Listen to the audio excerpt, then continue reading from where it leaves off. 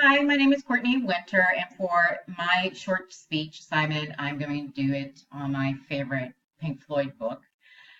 What makes this book so special to me is that it chronicles their entire catalog from Syd Barrett days up into present time.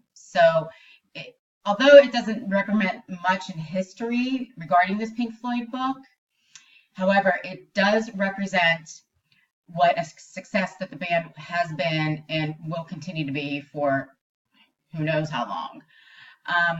The book goes into each studio album and really describes like behind the scenes and what are they talking about, what are they discussing, and what are they arguing. So it's quite fascinating to me that these gentlemen met each other in life and they really found success. So with that being said, this is my favorite book, Pink Floyd, the albums in chronological order. Thanks.